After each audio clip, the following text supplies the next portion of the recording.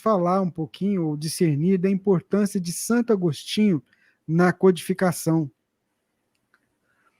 A figura de Santo Agostinho é muito importante, não só como contribuinte na codificação kardeciana, como também na própria estruturação do cristianismo.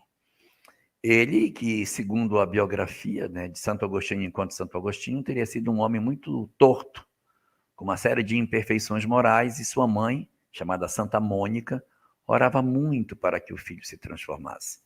E ele realmente acaba se convertendo ao cristianismo e torna-se um dos grandes pais da igreja, escrevendo páginas extraordinárias da construção do pensamento cristão na época em que ele viveu. E quando a codificação kardeciana chega, vários daqueles que foram tidos como importantes na edificação do pensamento cristão são reconvocados para uma atualização dessas ideias e a apropriação desses saberes diante da ótica que o Espiritismo apresenta. E Santo Agostinho vai ser um dos mais importantes colaboradores dessa revisão do pensamento cristão sob a ótica daquilo que a doutrina espírita nos aponta. Ele vai aparecer de maneira muito efetiva no livro dos Espíritos e no Evangelho segundo o Espiritismo.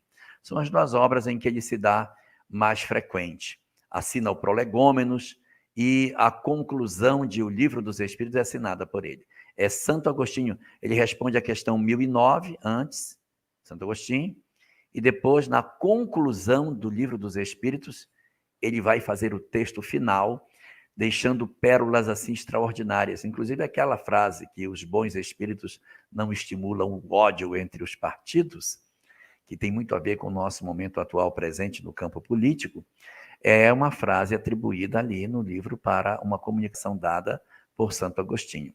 Então, o que ele faz? Ele tem ainda o traço do cristianismo, as suas falas são falas cheias do pensamento cristão, mas atualizadas com as ideias da reencarnação e uma leitura filosófica mais aprofundada sobre lei de causa e efeito. E aí ele vai trazer esse banho de atualização dentro da mensagem cristã, oferecendo já no Livro dos Espíritos esse perfil meio cristão que o Espiritismo depois iria tomar à medida que Allan Kardec fosse entendendo os grandes propósitos do Espiritismo. Então ele dá um viés de cristianismo desde o Livro dos Espíritos. E depois, no Evangelho segundo o Espiritismo, aquilo se consolida de maneira mais efetiva.